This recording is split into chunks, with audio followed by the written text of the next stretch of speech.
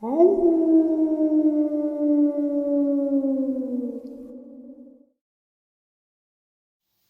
greetings and salutations, everyone, and welcome to this early morning, middle of the night bonus upload. Before we jump into it, a couple quick links. As many of you know, I rely on Patreon, PayPal, channel membership, and the merch to help the channel to continue to grow and go. Links to Patreon, PayPal, and channel membership is in the description below. Merch displayed directly under the video.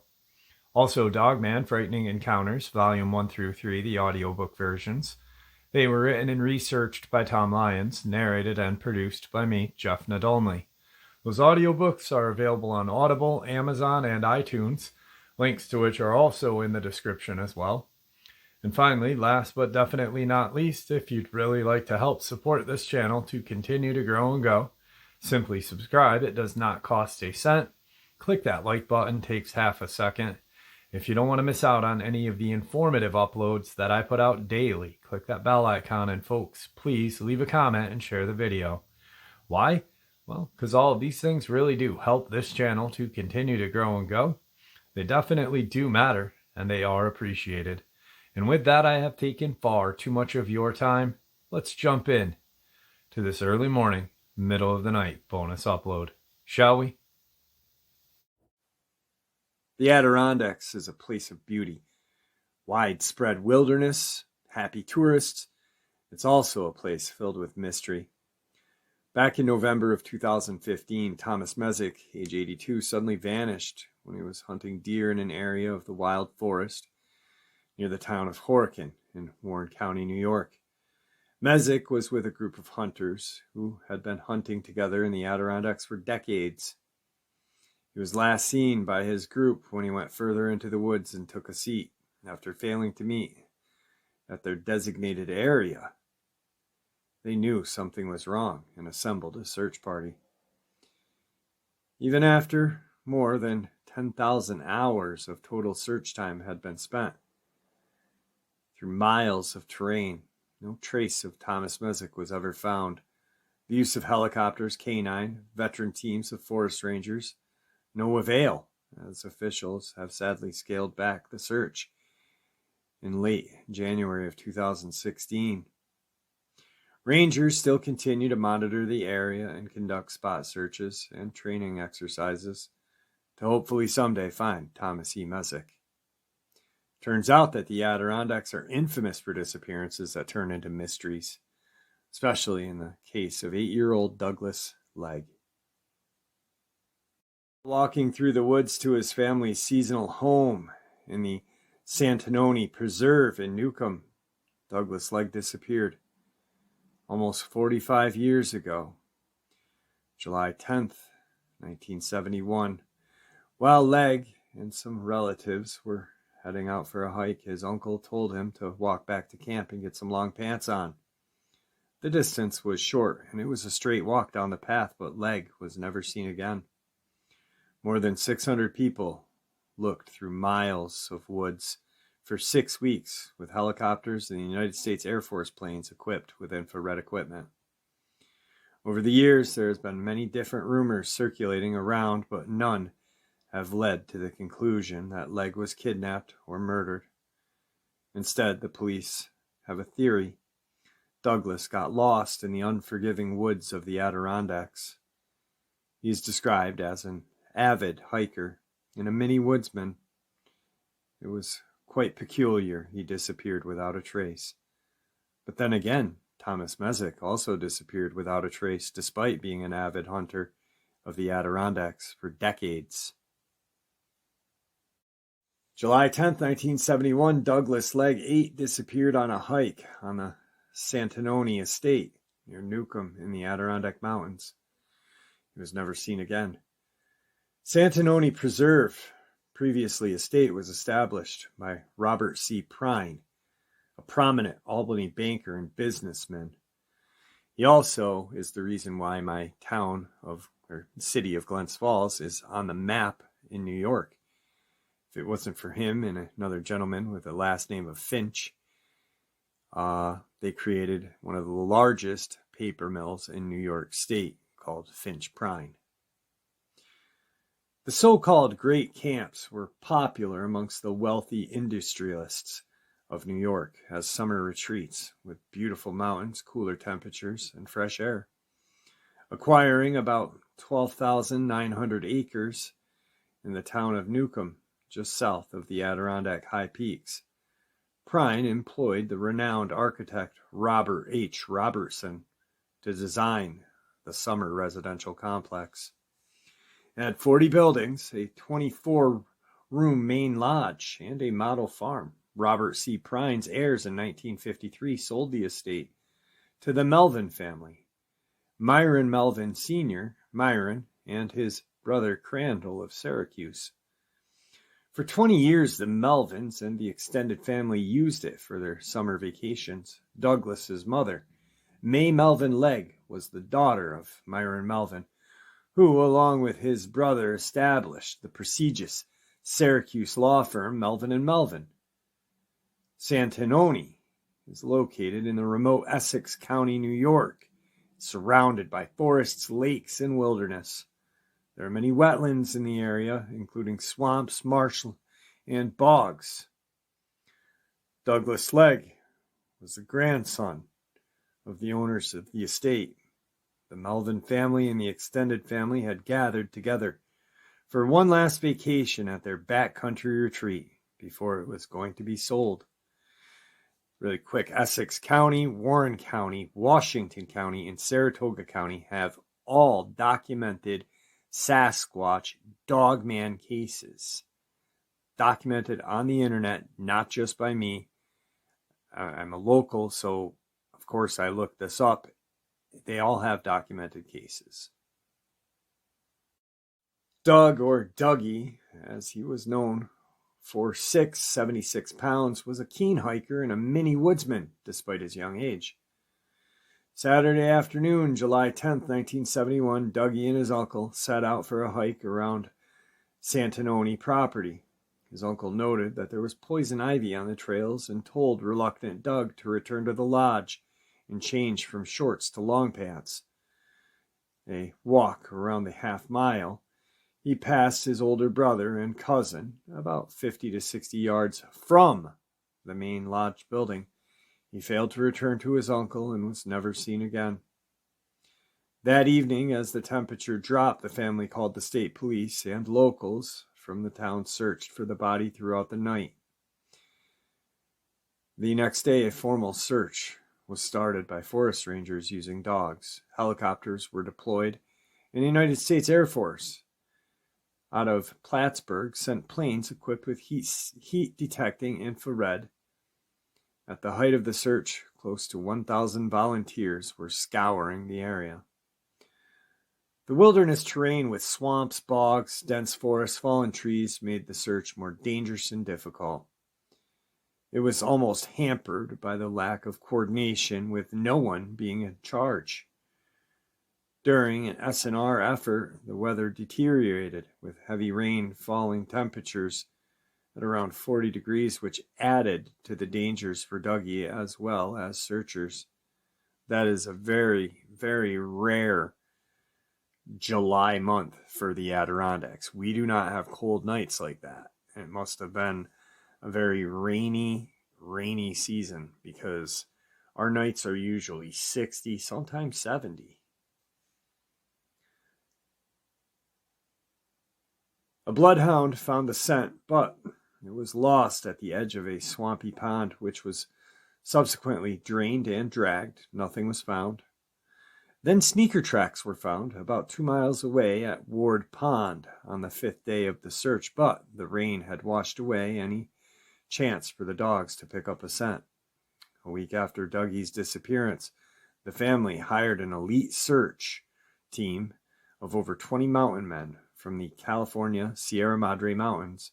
Again, no luck. After 6 weeks, the state police called off the search. In 1993, a woman claimed that Dougie had been kidnapped and killed by her relative.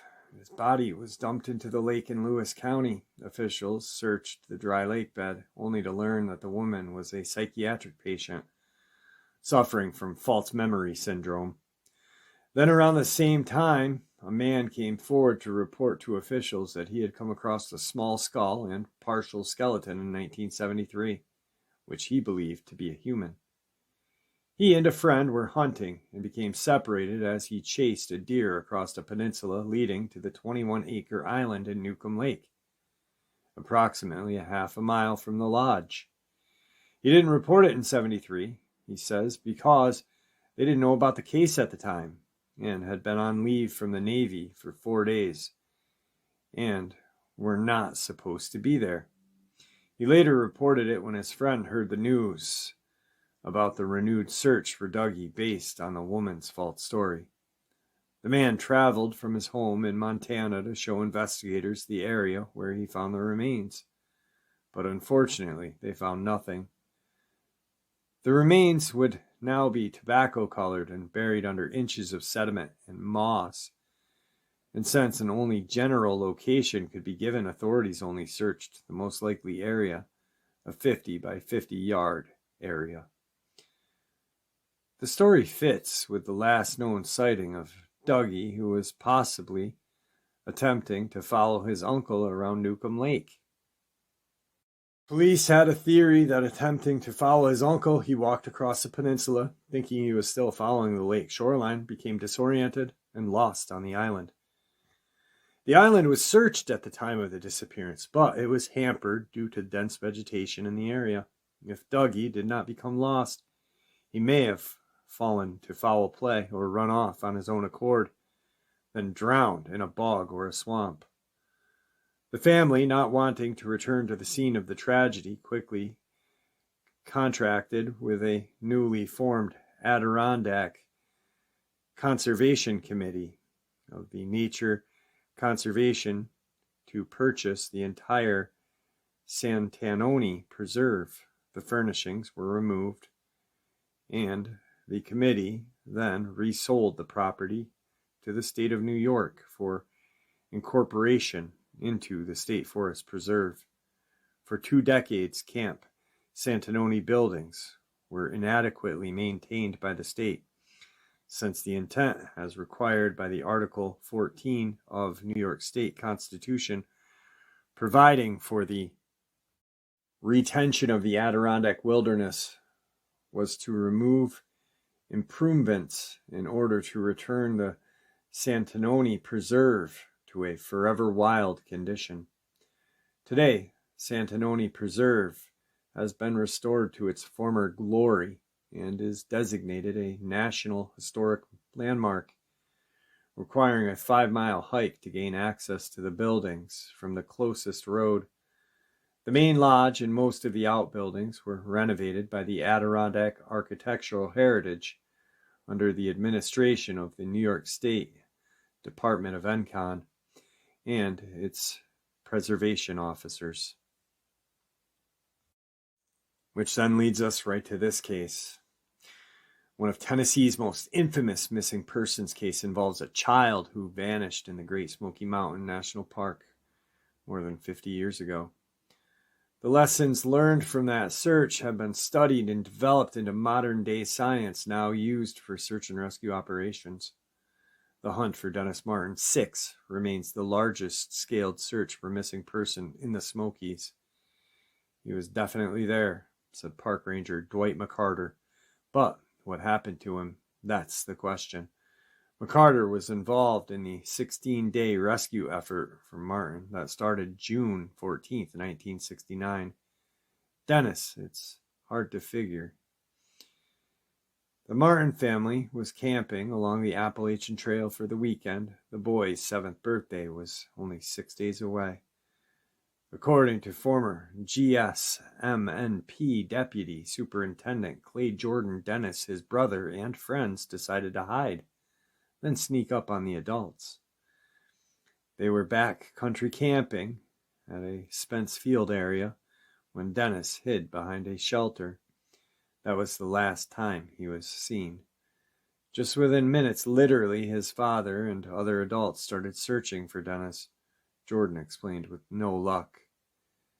By the time his folks were able to get to a ranger station for help, it was dark and raining past 8 o'clock. That forced the search to be paused until the morning. The days following his disappearance, more and more people were involved. The sheer amount of people, with the army and volunteer, it was a lot of people, recalled McCarter. Around 1,400 volunteers looked for Dennis, including hundreds of National Guard and federal troops. The missing case even piqued the interest of the White House and FBI. At one point, his family did offer a $5,000 reward, but investigators said there was no credible indication of an abduction. McCarter, a young park ranger at the time, said that the search helped him develop new skills. I just piddled along, take my time with stuff because you could miss something valuable. The massive search for Dennis helped develop a new science for search and rescue efforts. We know, looking through today's lenses, that just throwing a lot of people out in the woods in the end is not the best way to try to find somebody, said Jordan. We had a lot of people out in those woods trampling clues. Now, modern-day searches usually include far less volunteers and more trained personnel like McCarter, who knew what clues to look for. Maybe they threw a banana peel over there. Despite no sign of the boy, for 16 days, his family scoured the park for years, following mysterious vanishing. Old man Clyde was out searching for that boy, McCarter remembered. We would meet him on the Appalachian Trail, and he searched and searched. 1 year, 2 years, 4 years later, he was still searching. The boy was last seen wearing a red t-shirt, short green trousers, and Loca Oxford shoes. Young Dennis Martin had never been found. Now, during that case, there was also mention of a large bipedal creature carrying something red over its shoulders. Was it a Dogman? Was it a Bigfoot? We may never know. But that case got me thinking about this case. Boy 13 killed in suspected canine attack, canine in quotations, on a Kentucky mountainside near a relative's home. Kentucky police are investigating what kind of animal killed the 13-year-old boy in a deadly attack on Knott County mountainside on Tuesday evening. The 911 call reported it to be a, in quotations, canine, but police have been unable to confirm that animal responsible for the attack of the young boy. The autopsy on Wednesday morning confirmed cause of death to be from injuries consistent with an animal attack. The boy has been named by a member of the family as Corey Godsey.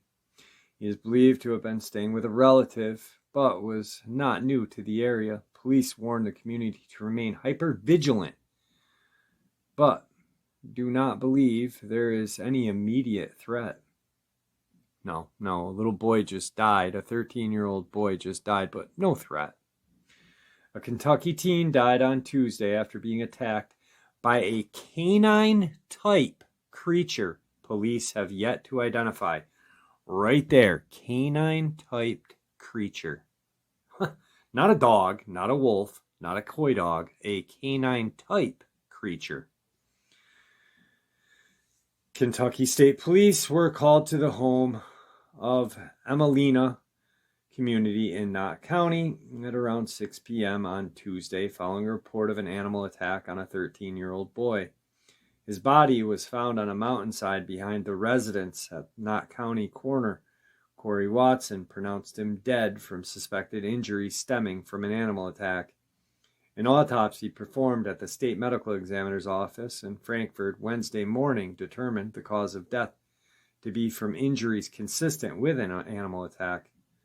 Authorities weren't able to identify what type of animal was responsible, but they're still investigating. Their initial determination was that this is caused by injuries consistent with an animal attack. Trooper Jody Sims with the Kentucky State Police, Post 13 in Perry County, told WYMT. However, at this point, there is no way they can determine what the animal was. There are still questions as to what animal it may have been. Yet, same article, canine-type creature. The coroner told WYMT, however, that he was called to the scene of a suspected canine attack involving a child. The child's body was discovered 300 feet up a hillside behind the residence, and rain and the dark conditions initially made him difficult to find. The person, I thought, said several hundred feet, 300 to 400 feet up a hill. It's very steep, so it's a pretty good distance, said Sims. It's a really difficult thing to go through, part of being a professional in law enforcement, or as the first responder, you got to take care of business first. And you kind of got to deal with that yourself as well to some degree. But obviously the biggest focus has to be on this family at the time. With the result of what happened to this child yesterday, that's as bad as it can get, he adds. The boy is believed to have been staying with a relative, but was not new to the area. He was homeschooled, according to Knott County School Superintendent Kim King. Troopers in the area have warned people to remain hypervigilant, but added there is no immediate threat to the community, especially from a canine-typed creature. Something happened in this community in Emelina in Knott County. We just urge people to be very aware of their surroundings. Be careful about the things you have around your home, said Sims. Be careful of any type of potential food source for wild animal. Secure those garbage cans, containers, whatever you have. We all know what savagely mauled that little boy and carried him up a 300-foot steep hillside. But that case got me reminded of this case. Another child just recently attacked. And this case is still fresh, but makes absolutely no sense. A 7-year-old boy from Oklahoma was mauled to death by a family dog last week, local authorities say. The boy, identified by KOCO and family as James McNillis, was reported missing on October 20th at around 7:20 p.m. from his home south of Kiefer.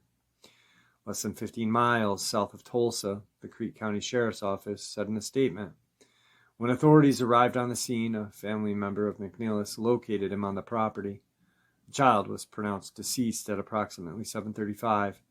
The preliminary investigation indicates the child was attacked by the family pet, a dog, the statement read. The dog was a Sheltie Corgi mix. They top out at size of a large house cat, 18 inches, and tops 40 pounds. But it took down a 7-year-old boy with no issue. Come on now. Officers said the child's death is being investigated alongside the state medical examiner. The Creek County Sheriff's Office did not immediately respond to USA Today's request for comment. McNillis' family told 2 News Oklahoma the boy's father found the boy in the yard where he was playing with the dog, which they said is a Sheltie Corgi mix. They added the family took the dog in as a stray. It's never been aggressive in the 3 weeks they had it before the attack. Authorities said the dog is being held at the animal control facility. Neighbor Shannon Edson told KOTV her family was celebrating a birthday on their porch, and when they heard the commotion happening nearby, they knew something was wrong. As a mother, you know that scream. If anybody has ever heard that scream, you know that scream, Edison said. It's gut-wrenching. No family should ever have to go through something like this. In a Facebook post from Saturday, Michael McNillis, the boy's dad, spoke about his son. He was full of life and light. He was going to change the world. His light will change the world. We feel alone and lost without him. And we are doing all we can, but it's just hard. Everything just hurts without my little boy being here. My question is, nobody heard the boy scream. And I've searched Twitter, Facebook, and there's been no screams heard by the boy. I've seen some other channels that are really shoddy talk about hearing the boy, but there's been no mention of this little boy screaming. They've heard the mom scream. Of course, a mom is going to scream. And like the woman said, as a woman and a mother, you know that scream. Crazy things about this is that no one heard the little boy scream. A Sheltie Corgi is not going to take out a 7-year-old boy. And if your child is missing, the first place that you're going to look is your house, the front and backyard, before calling anybody. Yet, you call and then say you can't find him, and then find him. I'm not blaming the dad, I'm blaming a Dogman or a Sasquatch. I'm thinking more Dogman on this case, actually. And I have, since I started covering this case on day 1. Just like the Jimtown Road incidences. These cases need to be covered. There you have it, folks. I hope you all enjoyed this early morning, middle of the night bonus upload as much as I enjoyed sharing it with you. I'd like to thank you all for supporting this channel. It is, after all, your support that helps this channel to continue to grow and go, and what gives us all a place and a chance to share our experiences and theories judgment-free. Everyone is simply treated with the respect that we deserve. Please, everyone, stay safe, happy, healthy, and ever vigilant, keeping an eye on our children, pets, family, and friends. These creatures are real. These events have happened. Share this information with those you love and care about, and it may just help save their lives someday. Until next time, never stop asking questions, never stop searching for the truth, and God bless you all.